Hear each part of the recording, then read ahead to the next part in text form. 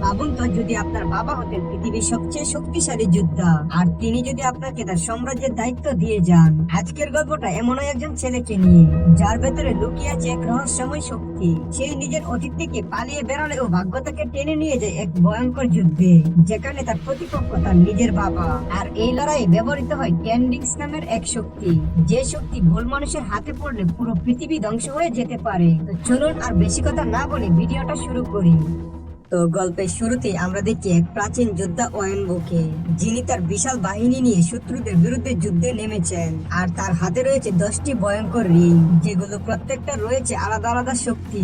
এই রিংগুলো পরিস্থিতি অনুযায়ী ওয়েনবুকে শত্রুদের ধ্বংস করতে সাহায্য করে। এই টেন্ডিংস এর মধ্যে ছিল অত্যাধুনিক শক্তি। প্রাচীন যুগ থেকে বর্তমান সময় পর্যন্ত ওয়েনবু একের পর এক যুদ্ধ জিতে আসছিল। প্রায় 1000 বছর ধরে চলা এই যুদ্ধের পথে সে কখনো হার মানেনি।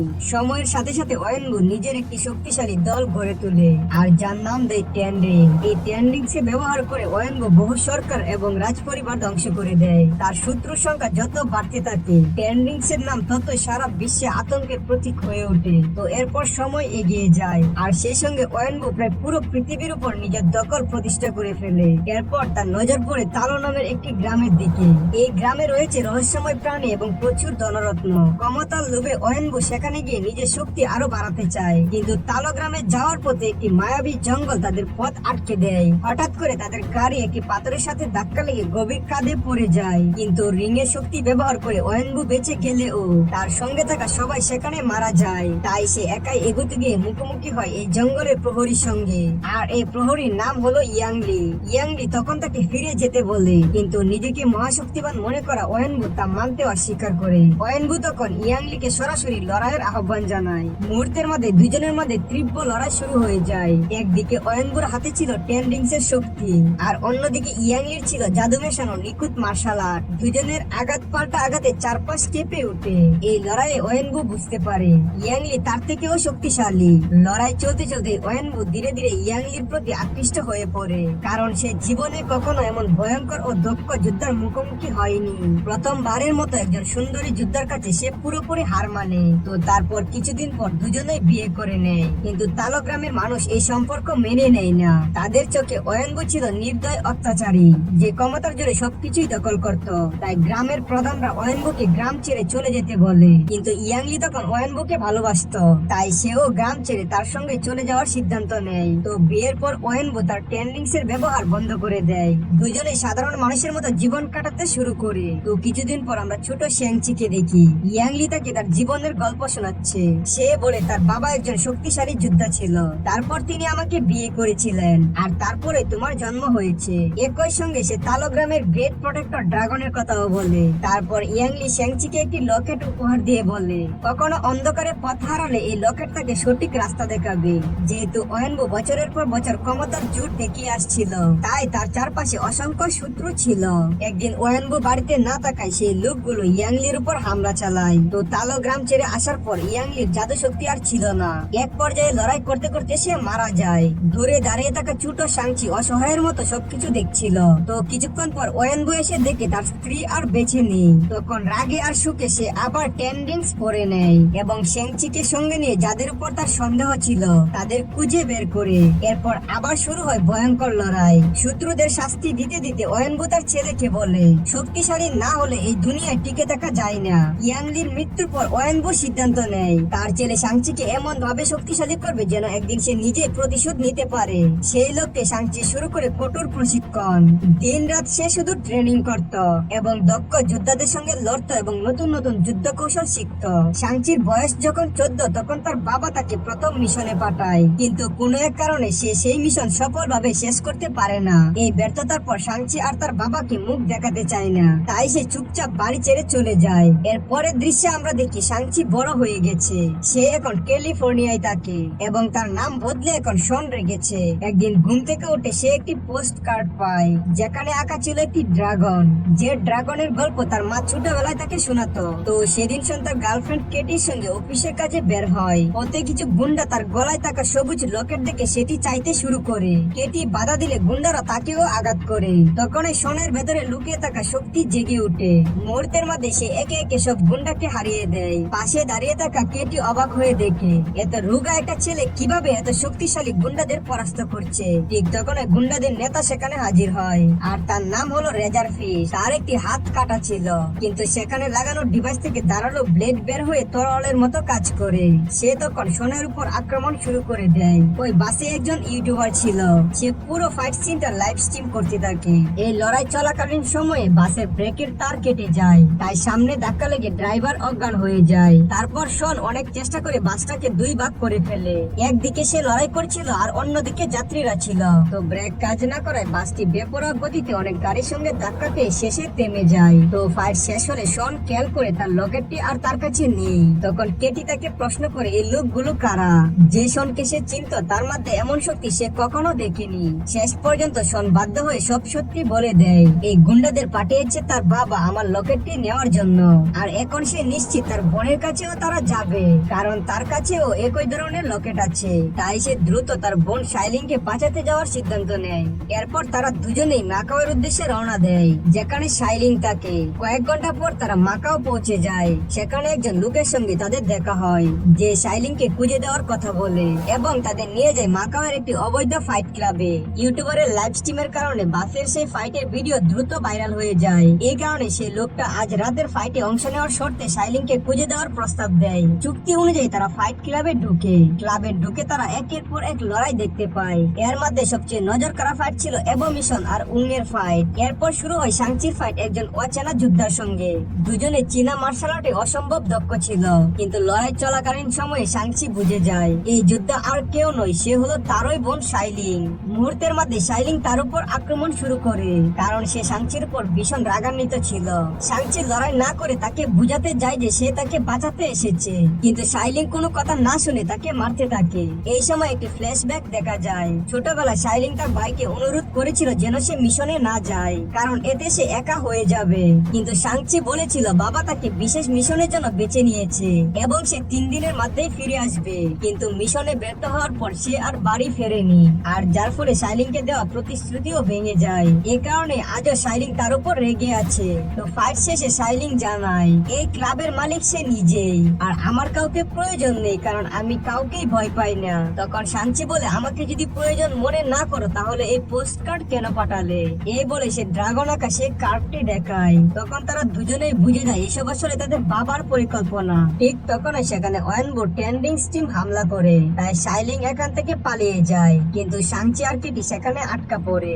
বাসে হামলা করা রেজার ফিস্ট সেখানে ছিল, আর তার সঙ্গে নতুন একজন যোদ্ধাও ছিল যার নাম ডেথ ডিলার। তখন শাংচি আর কেটি পালানোর চেষ্টা করে এবং বিল্ডিং এর কাছে পেরিয়ে অন্যদিকে যেতে যায়, কিন্তু টেন্ডিংস এর ফাইটাররা এতটাই দক্ষ ছিল যে বাঁচার কোনো রাস্তাই ছিল না। তখন শাইলিং এসে তাকে বাঁচায় এবং ভাইকে বলে মাঝপথে কাউকে ছেড়ে গেলে কেমন লাগে এবার বুঝেছো। ঠিক তখন ওই ডেথ ডিলার শাইলিং এর লকেট ছিনিয়ে নিয়ে হেলিকপ্টারের দিকে দৌড়ে যায়, তাই শাংচি তার উপর ঝাঁপিয়ে পড়ে।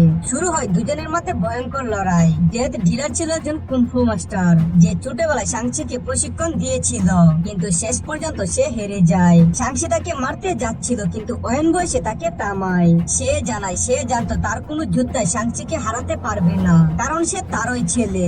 এরপর শাংচি, কেটি আর শাইলিং তিনজনে ওয়েনবোর সঙ্গে তার বাড়ি ফিরে যায়। সেখানে দেখা যায় ওয়েনবো তার বাহিনীকে আগের থেকে অনেক শক্তিশালী করেছে।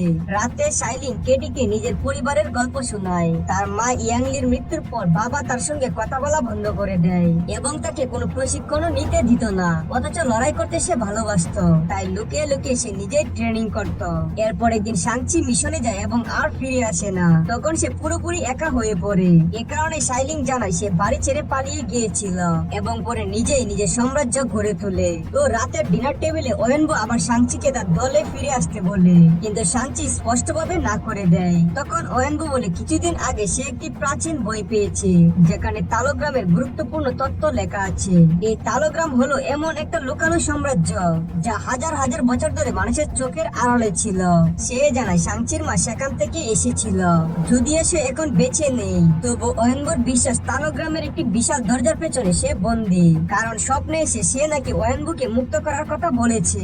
কিন্তু শাংচি তার বাবার এই কথা বিশ্বাস করে না। তখন ওয়েনবো সেই লকেটের দুটি পাথর একটি ড্রাগনের চোখে বসিয়ে দেয়, আর সঙ্গে সঙ্গে ড্রাগনটি জীবন্ত হয়ে ওঠে এবং জাদুর সাহায্যে পানির মতো 3D ভিশনে মায়াবী জঙ্গল পার হওয়ার পথ দেখায়, যা সরাসরি তালোগ্রাম পর্যন্ত নিয়ে যায়। তবে এখানে একটি শর্ত শর্ত ছিল।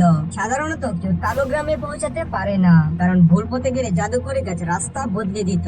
বছরে শুধুমাত্র একদিন এমন আসতো যেদিন পথটা পুরো সোজা হয়ে যেত, আর সেই দিনটা ছিল মাত্র 3 দিন পরে। এই কথা শুনে ওয়েনবো সিদ্ধান্ত নেয় 3 দিনের মধ্যে সে পুরো দল নিয়ে তালো গ্রামে যাবে, আর যদি গ্রামবাসীরা এতে বাধা দেয় তাহলে পুরো গ্রাম সে ধ্বংস করে পুড়িয়ে দেবে। এই গ্রাম পুড়িয়ে দেওয়ার কথা শুনে সাংচি রেগে যায় এবং বাবাকে থামাতে চায়, কিন্তু ওয়েনবো রাগের মাথায় সাংচি, সাইলিং আর কেটিকেও একটি সেলে বন্দি করে দেয়। আর সেখানে আমরা নতুন একজন চরিত্রের সঙ্গে পরিচিত হই, যার নাম ম্যাডারিন। সে জানায় ওয়েনবো তাকে অনেকদিন ধরে বন্দি করে রেখেছে, আর সেখানে একটি অদ্ভুত জাদুর প্রাণীকেও দেখা যায়, যার নাম মরিস। সেই প্রাণীটির মাথা না থাকলেও অনেক রঙিন ও সুন্দর ছিল। সে কথা বলতে পারে না, কিন্তু ম্যাডারিন তার ভাষা বুঝতে পারে।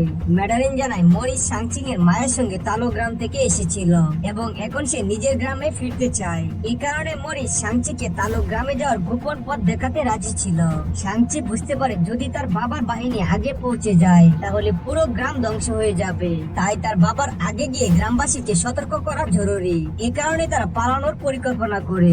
সাইলিং জানায় সে 14 বছর আগে যেভাবে পালিয়েছিল সেই পুরনো কৌশলটাই আবার ব্যবহার করবে। ওয়েনবোর লোকজন তাদের ধরার চেষ্টা করে, কিন্তু কেটির অসাধারণ ড্রাইভিং স্কিলের কারণে তারা সহজেই পালিয়ে যায়। সিসিটিভি ফুটেজে সব থেকে ওয়েনবো প্রচুর রেগে যায় এবং তার টেন্ডিংস বাহিনীকে তালোগ্রাম ধ্বংসের জন্য প্রস্তুত হতে বলে।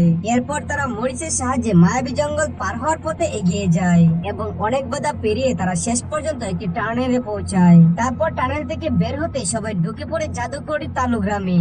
এই গ্রামের চারপাশের দৃশ্য ছিল চোখ দাদানো। এখানে নানা রকম অদ্ভুত প্রাণী দেখা যায়। আমাদের দুনিয়ায় যেমন কুকুর, বিড়াল, ঘোড়া বা সিংহ আছে, এখানেও তেমনই প্রাণী ছিল, কিন্তু তাদের আকার বা গঠন আলাদা। আর সবার মধ্যে ছিল রহস্যময় জাদু শক্তি। অল্প সময়ের মধ্যে তারা মূল গ্রামে পৌঁছে যায়। সেখানে গ্রামের নেতারা আগে থেকে রাস্তা আটকে দাঁড়িয়েছিল এবং সবাই সঙ্গে সঙ্গে গ্রাম ছেড়ে চলে যেতে বলে। তখন সাংচি নিজের পরিচয় দেয় এবং জানায় ইয়াংলি তার মা। সে বলে সে সাহায্য করতে এখানে এসেছে। এই সময় একজন মহিলা সামনে আসে, আর তার নাম জিয়াং নান, আর সে হলো ইয়াংলির বোন অর্থাৎ সাংচির মাসি। সে তাদের গ্রামে থাকার অনুমতি দেয়। এরপর জিয়াং গ্রামটির ইতিহাস বলতে শুরু করে। সে জানায় প্রায় 4 বছর ধরে তারা যুদ্ধের জন্য প্রস্তুত হচ্ছে, কারণ বহু বছর আগে সোল ইটার নামের এক ভয়ঙ্কর দানব এই গ্রামে হামলা করেছিল। সে মানুষের আত্মা শোষণ করে শক্তিশালী হতো, আর সেই দানবকে থামাতে আবির্ভাব হয় গ্রেট প্রোটেক্টর ড্রাগনের। ড্রাগনটি সোল ইটারকে একটি বিশাল মায়াবী দরজার পেছনে বন্দি করে রাখে, আর তখন থেকে আজ পর্যন্ত সেই দানব ওই দরজার আড়ালে আটকে আছে। আর এই কারণে তালো গ্রামের লোকেরা প্রজন্মের পর প্রজন্ম ধরে এই দরজার পাহারা দিয়ে আসছে। সাংচি তখন সব খুলে বলে তার বাবা ওয়েনবো এখানে আসছে তার মাকে উদ্ধার করতে। তার বিশ্বাস তার মা ওই বিশাল দরজার পেছনে বন্দি, আর যদি সে মাকে না পায় তাহলে পুরো গ্রাম ধ্বংস করে দেবে। জিয়াং বলে হতে পারে ওই দানবটাই তোমার মায়ের রূপ ধরে তোমার বাবাকে ডাকছে, কারণ সে জানে টেনরিং এর শক্তি ছাড়া এই দরজা ভাঙা অসম্ভব। এই কথা শুনে সাংচি বুঝতে পারে দরজাটি খোলার ক্ষমতা শুধু তার বাবার হাতে আছে। ঠিক তখনই ওয়েনবো তার পুরো টেনরিং বাহিনী নিয়ে তালো গ্রামে আক্রমণ করে। শুরুতে গ্রামের প্রধানরা ওয়েনবোকে চলে যেতে বলে, কিন্তু কথা বলার আগে দুই পক্ষের মধ্যে ভয়ঙ্কর যুদ্ধ শুরু হয়ে যায়। একদিকে তালো গ্রামের যোদ্ধারা ছিল ভীষণ শক্তিশালী ও দক্ষ, অন্যদিকে টেনরিংস বাহিনীর কাছে ছিল অত্যাধুনিক অস্ত্র। দুই পক্ষই পুরো শক্তি দিয়ে লড়াই করতে থাকে। এই সুযোগে ওয়েনবো ধীরে ধীরে সেই কালো বিশাল দরজার দিকে এগিয়ে যায়, যার পেছন থেকে সে সবসময় তার স্ত্রী ইয়াংলির কণ্ঠ শুনতে পেত। ঠিক তখন সাংচি তার সামনে এসে দাঁড়ায়। ওয়েনবো তাকে সরে যেতে বলে এবং জানায় তার সামনে সে দাঁড়াতে পারবে না। সাংচি শান্তভাবে উত্তর দেয় সে সামনে টিকতে পারবে না। এটা যেমন সত্যি তেমনি এটাও সত্যি যে দরজার পেছনে তার মা নেই, সেখানে আছে আত্মা শোষণ করা দানবরা। একবার দরজা খুলে গেলে অসংখ্য দানব এই দুনিয়ায় বেরিয়ে এসে সব ধ্বংস করে দেবে। কিন্তু ওয়েনবো কোনো কথা শুনতেই রাজি হয় না। মুহূর্তের মধ্যে বাবা ছেলের মধ্যে ভয়ঙ্কর লড়াই শুরু হয়। টেন্ডিংস এর শক্তি ব্যবহার করে ওয়েনবো সাংচির উপর আঘাত করে, ফলে সে ছিটকে পানিতে পড়ে যায়। এরপর ওয়েনবো কালো দরজার দিকে একের পর এক প্রচন্ড আঘাত করতে থাকে। দরজাটি ধীরে ধীরে দুর্বল হয়ে পড়ে এবং ভেতর থেকে ছোট ছোট সোল ইটার বেরিয়ে আসে। এই দানবগুলো যোদ্ধাদের উপর ঝাঁপিয়ে পড়ে একে একে তাদের আত্মা টেনে নিতে শুরু করে। এই দৃশ্য দেখে রেজার ফিস্ট আর জিয়াং ভয় পেয়ে যায়। তখন জিয়াং সবাইকে শত্রুতা ভুলে একসঙ্গে লড়াই করার নির্দেশ দেয়। তখন সবাই মিলে দানবদের বিরুদ্ধে প্রতিরোধ গড়ে তোলে। এদিকে পানির গভীরে থাকা সাংচির সামনে আবির্ভাব হয় গ্রেট প্রোটেক্টর ড্রাগনের। ড্রাগনটি তার প্রাণ বাঁচিয়ে আবার উপরে তুলে আনে। এরপর সাংচি নতুন শক্তি নিয়ে ছোট দানবগুলোর সঙ্গে লড়াই শুরু করে। জিয়াং সাংচিকে চিৎকার করে বলে যত তাড়াতাড়ি তাড়াতাড়ি সম্ভব তার বাবাকে দরজা খোলা থেকে থামাতে, কারণ সবচেয়ে বড় দানবটি বেরিয়ে এলে কাউকে আর বাঁচানো যাবে না। তাই সাংচি আবার ওয়েনবুর সামনে এসে দাঁড়ায়। শুরু হয় তাদের দ্বিতীয়বারের মতো ভয়ানক লড়াই। এবার পার্থক্য ছিল একটাই, সাংচি এখন তার মায়ের যুদ্ধশৈলী পুরোপুরি আয়ত্ত করে ফেলেছে। সেই কৌশল ব্যবহার করে সে ওয়েনবুর হাত থেকে 10 রিংস নিজের নিয়ন্ত্রণে নিয়ে নেয়। যে রিংগুলো ওয়েনবুর হাতে নীল আলোয় জ্বলছিল সেগুলো এখন সাংচির হাতে সোনালী আলো ছড়াতে থাকে, কিন্তু সাংচি এই রিংগুলো ব্যবহার না করে ফেলে দেয় এবং তার বাবাকে বোঝানোর চেষ্টা করে। সাংচি তার বাবাকে বলে সে তার মাকে কম ভালোবাসে না, কিন্তু সত্যিটা হলো সে আর বেঁচে নেই। এই কথা শুনে ওয়েনবু অবশেষে সবকিছু বুঝতে পারে এবং নিজের হার মেরে লড়াই থামিয়ে দেয়। কিন্তু ঠিক তখনই ভয়ঙ্কর বিপদ ঘটে। বিশাল দানবটি কালো দরজা ভেঙে বেরিয়ে এসে সবার উপর হামলা শুরু করে এবং সেই সোলিটার ওয়েনবুকে ধরে ফেলে এবং তার আত্মা শুষে নেয়। তবে মৃত্যুর ঠিক আগ মুহূর্তে ওয়েনবু 10 রিংসের শক্তি নিজের ছেলের হাতে তুলে দেয়। এতদিন ধরে আত্মা না পেয়ে দুর্বল হয়ে থাকা দানবটি আবার গ্রামের দিকে ঝাঁপিয়ে পড়ে। একের পর এক আত্মা শুষে নিয়ে সে আরো শক্তিশালী হয়ে ওঠে। সাংচি বুঝতে পারে যদি দানবটি পুরো গ্রামের আত্মা খেয়ে ফেলে তাহলে তাকে আর থামানো যাবে না। তাই সে গ্রেট প্রোটেক্টর ড্রাগনের সঙ্গে মিলে বিশাল সোল ইটারের বিরুদ্ধে লড়াইয়ে নামে। কিন্তু ততক্ষণে দানবটি এত আত্মা খেয়ে ফেলেছিল যে সে ড্রাগনের চেয়েও বেশি শক্তিশালী হয়ে যায়। সে ড্রাগনকে ধরে তার আত্মাও টেনে নিতে শুরু করে। তখন সাংচি প্রাণপণে ড্রাগনকে বাঁচানোর চেষ্টা করে। এই সময় সাইলিং ভয়ানক বিপদে পড়ে যায়। তাকে বাঁচাতে গিয়ে পরিস্থিতি আরো জটিল হয়ে ওঠে। ঠিক তখনই কেটি সুযোগ বুঝে দানবটির গলার দিকে তীর ছুঁড়ে মারে। এতে সোলিটা ড্রাগনকে ছেড়ে দেয়। এই সুযোগে ড্রাগন নিজের পানির শক্তি ব্যবহার করে দানবটিকে আটকে ফেলে। এরপর সাংচি 10 রিংসের পুরো শক্তি ব্যবহার করে আক্রমণ করে। রিং গুলো দানবটির শরীর ভেদ করে ভেতরে ঢুকে যায়। শেষ পর্যন্ত সে সমস্ত শক্তি দিয়ে সোলিটারকে সম্পূর্ণভাবে ধ্বংস করে দেয়। আর এভাবেই শেষ হয়ে যায় আজকের অসাধারণ মুভির কাহিনী। তোমার কাছে এই গল্পটা কেমন লাগলো? ভালো লেগে থাকলে অবশ্যই কমেন্ট করে জানিও।